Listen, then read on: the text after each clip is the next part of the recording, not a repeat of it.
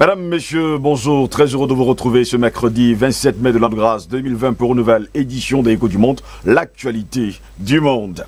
Le décret autorisant l'hydroxychloroquine, médicament controversé par le traitement de Covid-19, a été abrogé mercredi par le gouvernement français. L'hydroxychloroquine, médicament promu par le controversé professeur Raoult, ne peut désormais plus être administré en France contre le Covid-19, ni à des patients gravement atteints, ni lors d'essais cliniques, après 2 avis publiés mardi. Le décret autorisant l'hydroxychloroquine a été abrogé ce mercredi 27 mai par le gouvernement français. Le Haut Conseil de la Santé publique, saisi par le ministère français de la Santé, avait recommandé mardi de ne plus utiliser l'hydroxychloroquine dans le traitement du Covid-19 hors essai clinique, que ce soit seul ou associé à un antibiotique. De son côté, l'agence du médicament avait lancé la procédure de suspension par précaution des essais cliniques, évaluant d'ailleurs l'hydroxychloroquine chez les patients atteints de Covid-19.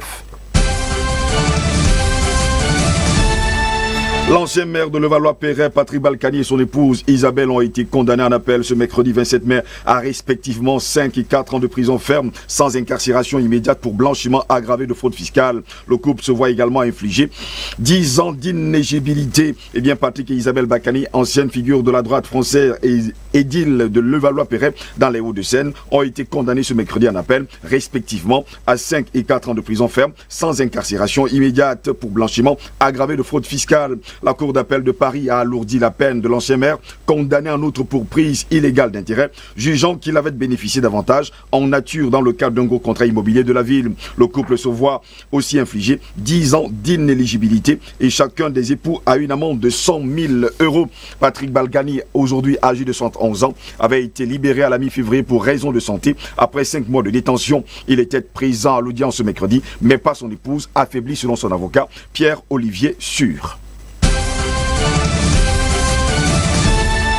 10 jours de deuil national, jamais l'Espagne post-Franco n'avait connu cela. Le gouvernement a décrété cette longue période de deuil en hommage aux victimes du coronavirus. Près de 27 000, 80% d'entre elles étaient âgées de plus de 70 ans, une génération qui a connu la dictature avant l'avènement de la démocratie. Les autorités ont attendu que Madrid et Barcelone entrent enfin en déconfinement cette semaine pour faire cette annonce. Mais pour les soignants qui ont de nouveau manifesté devant leurs hôpitaux, il ne faut pas oublier les malades qui restent et ceux qui n'ont pas failli. Le système de santé publique durement éprouvé doit être renforcé, insiste-t-il. Parmi eux, Victor Aparicio, infirmier à l'hôpital Gregorio Marañón de Madrid. En Espagne comme ailleurs en Europe, ils ont fait la preuve de leur absolue nécessité et espèrent ne pas être oubliés.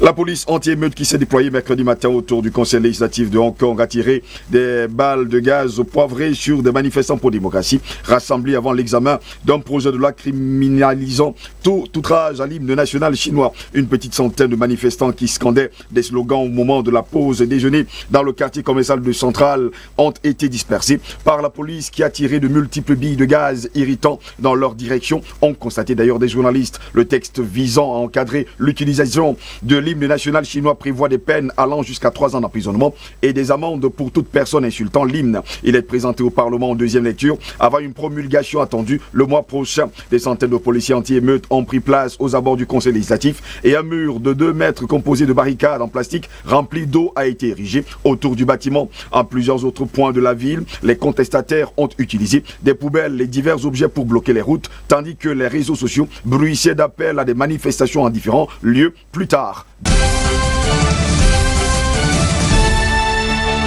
Première fois, Twitter a épinglé mardi des tweets du président américain en appelant les internautes à vérifier les faits qu'ils contiennent. Donald Trump a réagi en accusant le réseau social d'interférer avec la présidentielle prévue en novembre prochain. Le réseau social, souvent accusé de laxisme dans son traitement des propos tenus par des dirigeants, a ajouté une mention vérifier les faits à 2 tweets du milliardaire républicain qui affirmait que le vote par correspondance était nécessairement frauduleux. Il n'y a pas moyen zéro que le vote par correspondance soit autre chose que substantiellement frauduleux, avait tweeté le président américain dans la journée avant de s'en prendre au gouverneur de la Californie qui l'accuse de distribuer des bulletins à tous les habitants et de leur dire pour qui voter. Pour rétablir la vérité, sous ces 2 tweets s'affiche désormais la mention « Obtenez les faits » sur le vote par correspondance qui renvoie à un résumé des faits. Il y a des articles publiés dans la presse américaine. Le président américain n'a pas tardé à réagir. Twitter interfère avec l'élection présidentielle de 2020. Ils disent que ma déclaration sur le vote postal est incorrecte en se basant sur des vérifications des faits par fake news, CNN et l'Amazon Washington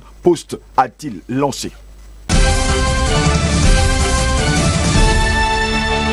Si en Asie et en Europe, la pandémie de Covid-19 semble sous contrôle, elle continue sa progression et ses ravages en Amérique latine que l'OMS qualifie de nouvel épicentre. Eh bien, jusqu'à preuve de contraire, les journalistes ont effectué un tour d'horizon de la situation dans ces pays qui cherchent l'équilibre entre mesures sanitaires et besoin de relancer l'économie. C'est le nouvel épicentre de la pandémie de Covid-19, selon l'OMS, le continent américain désormais le plus touché au monde. Alors que l'Europe est sur la voie d'une lente normalisation et du déconfinement, l'Amérique latine, elle, enregistre une progression inexorable de la pandémie avec de terribles conséquences prévisibles en matière d'économie et surtout d'emploi. L'Amérique du Sud est devenue un nouvel épicentre de la maladie. Nous voyons le nombre de cas augmenter dans de nombreux pays sud-américains, a déclaré le responsable des situations d'urgence de l'Organisation mondiale de la santé, Michael Ryan, lors d'une conférence virtuelle depuis Genève. Le Brésil, le Mexique, le Pérou vivent des situations alarmantes en concentrant la majorité des décès d'Amérique latine. Le Chili, quant à lui, est au bord de la rupture, selon son président,